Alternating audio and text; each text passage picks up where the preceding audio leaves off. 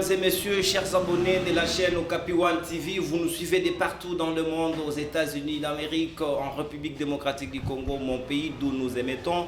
Nous vous saluons de partout dans le monde. Oui, nous sommes là au travers de votre magazine Veritas, un magazine politique qui vous parle de l'actualité brillante, de l'actualité de l'heure, qui reçoit pour vous un analyste maison, celui qui est dans la desk politique de la radio Top Congo FM, une radio qui bat de l'aile, qui a une réputation, une renommée dans la République démocratique du Congo. Il s'appelle Dieu merci Lusaku Mounou, avec qui nous allons traiter la thématique l'union sacrée va-t-elle tenir ou pas avec le FCC, le regroupement cher à Joseph Kabila, l'autorité morale comme on l'appelle. Je m'en vais saluer mon invité. Dieu merci Lusaku Mounou, bonjour. Bonjour à vous Nonankou, et je salue également tous ces téléspectateurs, tous ces abonnés qui nous suivent en Afrique, en Europe, aux États-Unis, en Asie et dans le monde entier. Aujourd'hui, nous avons Internet pour essayer de réduire le monde en un petit village dont nous pouvons échanger. Là, vous empruntez le mot de Marshall McLuhan dans sa théorie de la planétarisation. Il a annoncé le village planétaire. Effectivement. Allez, ça c'est le monde des journalistes. Monsieur Dieu merci Lusaku Mounou, l'actualité en République démocratique du Congo et reste pendante et liée intimement même, je dirais, au président de la République lors de sa dernière adresse à la nation le vendredi 23 octobre dernier, où il a promis l'union sacrée. Les mots exactement qu'avait utilisé le maréchal Mobutu. Qu'est-ce que vous dites? C'est le même contexte ou bien le autre temps, autre mers? Bon, je ne crois pas que c'est pas le même contexte. Certes, à l'époque, il s'agissait d'une dictature qui était vers son déclin et il fallait partager les gâteaux. Vu qu'en face, il y avait une opposition farouche, il fallait justement essayer de partager le gâteau. Et de l'autre côté, il y avait une union sacrée de l'opposition qui a été également créée justement pour s'opposer à tout ça. Mais le contexte actuel est très différent de l'ancien parce que il est question d'une coalition au pouvoir. Nous vivons une situation que le pays n'a pas encore vécue depuis, depuis l'instauration de la démocratie en avril 90, donc par le maréchal Mobutu bien sûr. Donc aujourd'hui, il est question d'une coalition qui unit un opposant, Félix Tshisekedi, issu de l'UDPS, une partie de l'opposition que nous connaissons très bien, et qui les réunit en fait à ses partenaires du FCC qui ont la majorité au Parlement et qui regroupent tant d'autres de formations politiques, évidemment le PPRD. Mais d'aucuns disent que le FCC n'est pas une plateforme électorale. La CENI ne connaît pas le FCC. Effectivement, c'est une plateforme des circonstances. Aujourd'hui, ils disent avoir détenir la majorité parlementaire, d'où doit nécessairement provenir le Premier ministre, comme dit la Constitution en son article 78. Mais alors, le problème, la question demeure. L'opinion s'interroge, mais est-ce que les chefs de l'État devra-t-il continuer avec cette majorité ou devra-t-il revoir ou rabattre les cartes comme c'est le cas avec l'union sacrée qu'il a annoncé tantôt? En fait, il faut comprendre que comme le PPRD, le FCC a été créé pour gérer l'après 18 ans de gestion. Le PPRD a été créé pour gérer le pouvoir avec tant de professeurs que nous connaissons, le professeur Kyriaki Sitolo qui est décédé, avec le Ngoyi Mulunda qui a reconnu être cofondateur du parti. Ils sont très nombreux. Il y a tant d'autres professeurs qui sont derrière ça, les professeurs Mouva Sakane et ainsi de suite, qui sont des cofondateurs du parti pour la reconstruction et la démocratie, le PPRD. Le FCC est créé pour gérer l'après 18 ans de gestion de Joseph Kabila. C'est-à-dire, on s'est dit, on a géré ensemble, on a élargi la table de consommation. Il n'est pas question de la table de négociation parce que là, il était question de gérer ensemble, de bouffer ensemble. Alors, comme vous avez participé à cette gestion, il faudrait qu'on parte ensemble aux élections afin de préserver notre survie politique. C'est dans ce sens que le FCC a été créé et ils ont malheureusement échoué à la présidence, mais ils ont à 80% atteint leur mission qui était de conserver les pouvoirs. Je me rappelle encore des de la grand-mère Bitakoura qui disait souvent qu'ils vont conserver le pouvoir jusqu'en 2080. Ils ont échoué en ce qui concerne la présidence, mais ils ont réussi quand même à avoir cette majorité qui leur permet aujourd'hui de faire face au président qui est issu. Je ne serais pas en train de prêter les langages vulgaires de nos amis combattants, communément appelés les Wewa. Mais vous savez, quand vous dites qu'ils ont réussi à maintenir ou à garder la majorité parlementaire, mais ils ont perdu cette fois-là la présidence de la République. Mais cette élection est décriée. Martin Fayulu l'avait décrié, que c'était un hold-up électoral. Aujourd'hui, le président Tshisekedi reconnaît qu'il y a des choses à revoir, raison pour laquelle il annonce l'union sacrée. Est-ce que ne voyez-vous pas que cette élection qui a été décriée hier, aujourd'hui, nous sommes devant un blocage, il y a une crise qui s'est créée, raison pour laquelle cette union tient dans les cas contraires? Je crois que nous devons nous poser autant de questions. Vous savez, vous parlez des élections contestées. Aucune élection dans le monde ne peut être organisée sans qu'il y ait contestation à la fin. Vous savez, aux États-Unis, nous avons suivi les élections avec Donald Trump. On nous dit que les Russes ont piraté, ont piraté le système, ils ont truqué, ils se sont en fait ingérés dans les élections pour faire en sorte que le président Trump soit élu. Vous avez par exemple en France où les républicains acceptent quand même les résultats, mais la droite accepte quand même les résultats, mais avec tant de difficultés. Vous allez par exemple en Russie ou récemment en Bulgarie, effectivement, en Roumanie et en Bulgarie où les élections ont été contestées. C'est pas nouveau. Et devons-nous aller en contestation, il fallait trouver une solution. Je suis en train de parler pour expliquer une chose. Les contestations, il y en aura toujours. Mais on doit se poser des questions.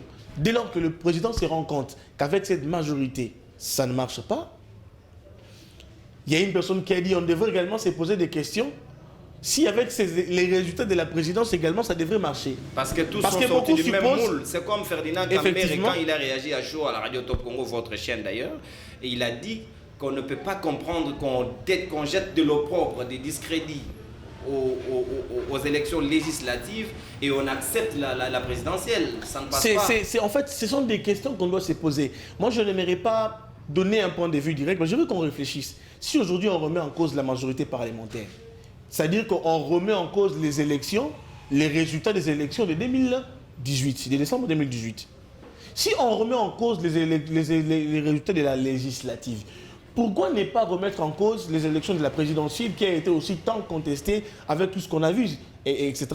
Alors si on arrive là, si il faut revoir en ce qui concerne la majorité parlementaire parce qu'on suppose ou on estime que ces résultats ou cette majorité parlementaire ne contribue pas ou ne fait pas évoluer l'appareil de l'État parce que le président l'a reconnu dans son discours la nation, on doit également se poser une question.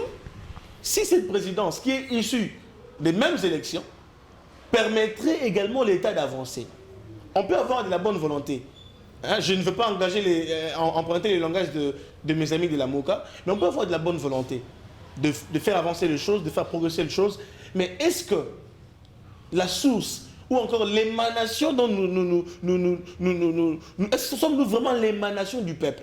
La légitimité. C'est de cette légitimité qu'il faut d'abord se poser, qu'il faut qu'il jaillisse autant de questions. Est-ce que le pouvoir, si les parlements, on remet en cause la légitimité de la majorité parlementaire, nous devons également remettre en cause cette légitimité du pouvoir en place, c'est-à-dire de la présidence. Alors, il faut encore se poser d'autres questions. Pourquoi doit-on remettre en cause, ou pourquoi le président de la République est arrivé à remettre en cause la majorité parlementaire en place? Ou encore, c'est dit que dans cette situation, dans ce contexte, on ne pourrait pas avancer. Pourquoi le président doit se poser ce genre de questions?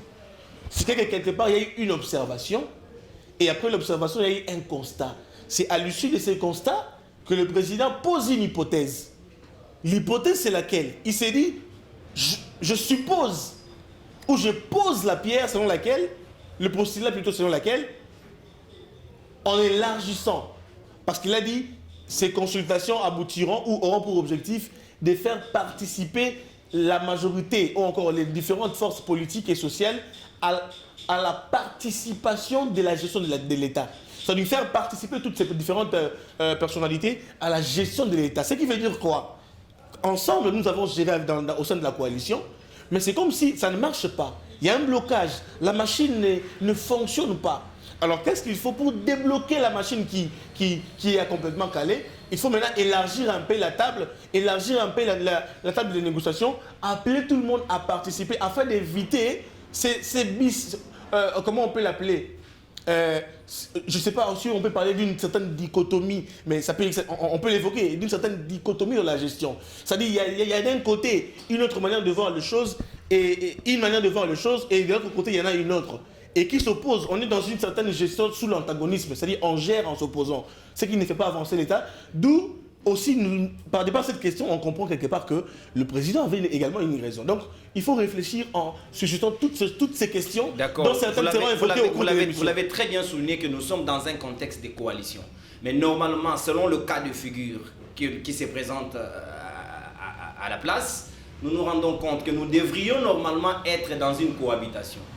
Mais les deux camps, les caches comme les FCC, se sont arrangés entre eux que non, comme le pays n'est pas habitué à ce genre de circonstances, allons quand même vers la coalition. Et nous y sommes. Avec la coalition, ça n'a pas marché.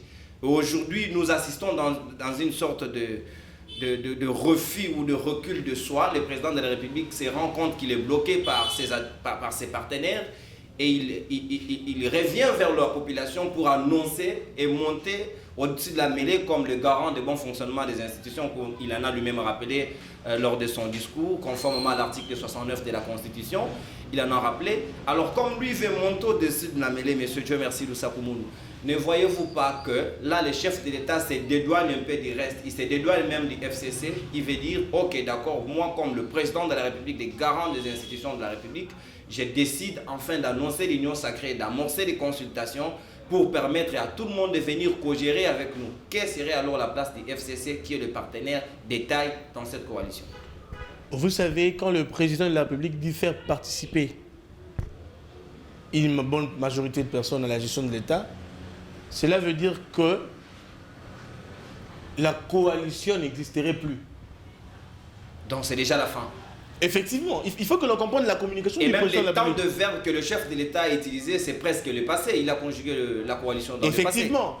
Quand il dit qu'il va commencer les négociations, les consultations, on dit bon, les consultations, ce serait peut-être avec ses partenaires. Mais dès lors qu'il dit qu'il va consulter toutes les forces politiques et les forces vives de la société, ça veut dire qu'il ne se limite pas seulement autour de ses partenaires, au sein de la coalition, il élargit le champ de discussion. Ce qui veut dire que la coalition n'existe plus, parce qu'en réalité, il devrait discuter, échanger avec ses partenaires pour dire, finalement, vous êtes en train de bloquer la situation où je constate que ça ne marche pas. Il va voir son frère, son partenaire direct, Joseph Kabila, ils échangent, ils disent, bon, on doit trouver une autre solution. Mais là, il dit, non, je ne m'arrête pas ici, je veux consulter tout le monde. Il se surpasse, il ne reste pas dans des considérations politiques. Comme il l'a dit si bien, nous voulons atteindre un objectif, lequel, il a dit, il veut atteindre un objectif, celui d'améliorer les conditions de vie des Congolais. Alors pour le faire, ça nécessite une transcendance, allais-je dire. Donc il faut se transcender, il faut aller au-delà des considérations politiques, au-delà des positions politiques, pour se dire, si je reste UDPS ou je reste partenaire, je continuerai à stagner, à évoluer de problème en problème, de crise en crise. Il faut élargir les champs. Mais je ne vous coupe pas, mais seulement que vous avez ouvert la boîte à Pandore quand vous dites que c'est déjà la fin de la coalition. Dire la fin de la coalition suppose quoi et cela sous-tend quoi? Dans la mesure où, dans l'actuelle configuration politique qu'il y a au sein de l'hémicycle, nous avons 341 députés du compte du FCC contre 47 du CACH et 112 de la MOUCA, ce qui fait dans l'ensemble les 500 que composent les 500 députés que compte notre Parlement, notre Assemblée nationale, normalement, allais-je dire. Alors, dans ces contextes ici, les FCC fait bloc. Dire que moi, je garde mes 341 députés, les CACH restent avec ces 47, et compte composé avec la MOUCA, ça va faire déjà quelque chose de 153 députés. Et avec Badj Lukob aussi, il est arrivé qu'il est rétabli dans ses droits à la Cour constitutionnelle. Il pouvait, à lui, cette AFDC aller avoir 138 députés, ce qui pourra ramener le seuil à 297 députés. Alors, dites-vous, dans le cas de figure, Donc dans ces cas-là, nous pouvons dire que le président Tshisekedi a réussi le coup. Et si cela n'arrivait pas, il prend quelqu'un comme Mouyambo, Jean-Bertin Ouanga, qui a derrière lui aucun député. Pourquoi composer avec quelqu'un qui n'a presque pas de représentation? Vous ne voyez pas que c'est une charge de plus? Le chef de l'État a bien précisé qu'il consulterait ou qu'il va consulter des forces politiques et sociales les plus représentatives. C'est-à-dire Mouyambo est le plus représentatif. La représentativité dont parle le chef de l'État, parce que quand il évoque cet aspect, il sait les enjeux politiques qui sont liés à ce discours. Pour mettre fin à la coalition, il faut être d'accord pour une cohabitation. Or, pour cohabiter, la cohabitation dans ce contexte, il est presque impossible. Ça ne fera pas avancer le pays. Les gens continueront à courir derrière leurs propres intérêts que derrière les intérêts de l'État. Ils vont privilégier leur loyauté à leur autorité morale que la loyauté au peuple qui les a élus. Vous imaginez, c'est pourquoi il va consulter les couches les plus représentatives de la classe sociale et politique du pays. Donc, cela ne signifie pas qu'il va consulter Mouyambo et Ouanga ou Lusanga Bonganga. Non! Il dit qu'il va consulter tout le monde. Et moi, je suppose que le chef de l'État va consulter même ceux de la majorité parlementaire dont on a évoqué tout à l'heure, c'est-à-dire le FCC. Mais le les chefs de l'État ne peuvent pas aller dans le débauchage parce que lui-même prendre l'État de droit, aller dans le débauchage. Je parle de consultation. Je ne le vois pas. Les consultations devront aboutir à quoi exactement? Effectivement, j'en arrive. C'est-à-dire quoi? Dès lors que le président consulte toutes les classes, il ne mettra pas de côté ses partenaires. C'est d'ailleurs, je crois, les premières personnalités à consulter devraient normalement être ses partenaires. Mais il a bien dit, il n'exclut personne. J'ai encore aimé, c'est que le directeur de la presse... Le FCC s'est dit déjà non partant. On n'en est pas encore aux consultations parce que le chef d'État a été reçu, je crois, hier ou avant-hier à Brazzaville par son homologue. Il est déjà de retour. Il est de retour par son homologue brazzavillois. Il doit normalement commencer les consultations la semaine courante ici, cette semaine même. Et ils disent qu'ils sont non partants. Mais s'ils sont non partants, c'est qu'ils sont pour une crise. C'est qu'ils ne veulent pas travailler pour faire progresser l'État. Mais comment? Ils ne sont pas quand même des moutons de paniche pour rester derrière la traîne de monsieur le président de la République. C'est là que le bas blesse. C'est le président de la République qui a lancé un appel à tout le monde. Il a compris que ça ne progresse pas, que ça n'avance pas. Vous avez vu ce qui s'est passé, tous avons vu ce qui s'est passé au niveau de l'Assemblée nationale. Nous avons tous vu également ce qui s'est passé durant les périodes précédentes avec les lois Minakou Sakata, Malonda, etc. On comprend, on constate, on comprend et on saisit réellement la portée et le sens même de la division qu'il y a au sein de cette coalition. Ils sont ensemble par hypocrisie. Les autres crient aux sorciers et les uns disent que les autres ne sont pas sincères. Comment vous allez avancer? Alors s'ils veulent faire développer l'État, ils peuvent se résigner de participer aux consultations et de savoir quel serait l'aboutissement de ces consultations. Il faut que, vous savez, c'est au pied du mur que l'on juge les maçons. Il faut qu'ils, s'ils veulent également observer leurs partenaires, juger le niveau de sa sincérité, parce qu'ils sont en train de crier déjà que le président n'est pas sincère, il ne respecte pas les accords. Nous sommes en train d'observer en tant qu'analystes, nous sommes en train de voir. Ils doivent également aller jusqu'au pied du mur pour juger les maçons, pour dire maintenant, nous acceptons les consultations, mais nous voulons que vous respectiez les accords signés. On juge les maçons au pied du mur, il ne nous reste que pratiquement 3 minutes, on me fait signe du côté de la réalisation. Nous arrivons petit à petit vers la fin de notre magazine politique Veritas qui vous aborde le sujet de l'heure. Chers internautes de partout, vous nous suivez à travers le monde. Nous recevons pour vous un analyste maison qui est journaliste à Top Congo FM, Dieu merci Lusakumu, avec qui nous sommes en train de parcourir et nous arrivons petit à petit vers la fin de cette émission. Vous disiez tantôt, monsieur Dieu merci Lusakumu, qu'on juge les maçons au pied du mur. Mais oui, on les juge au pied du mur. Le président de la République, Félix-Antoine Tshisekedi Tshilombo, il a renié ses accords de Genval aussitôt au lendemain de la signature. Il a encore presque pas respecté l'accord de Nairobi avec son partenaire Vital Kamerhe. Aujourd'hui, il veut presque donner dos à son partenaire Joseph Kabila. Vous ne voyez pas que les partenaires que vous appelez dans l'Union sacrée, ils peuvent venir avec l'agitation. On n'appelle pas un chien avec un bâton à la main. C'est profond cet adage. Hein. Je pense que s'ils doivent à mon avis, sous ma perspective, je pense qu'il devrait normalement se résigner et participer d'abord aux consultations, aller jusqu'au pied du mur. Mais comme vous supposez, ou comme ils supposent qui seraient appelés alors que l'on détient les bâtons à main, ouais. Ils doivent d'abord exiger que l'on baisse les bâtons, que l'on laisse tomber, que l'on jette les bâtons. Alors là, on jette carrément aussi l'état de droit. On vire vers où? C'est une très bonne question, mais j'aimerais dire une chose. La coalition, plutôt l'union sacrée avec les FCC ou pas, ne tiendra ou pas.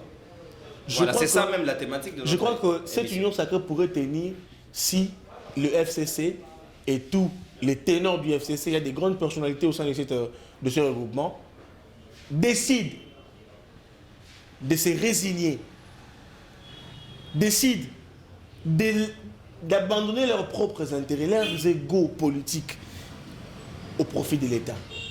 Ils ont toujours dit qu'ils servent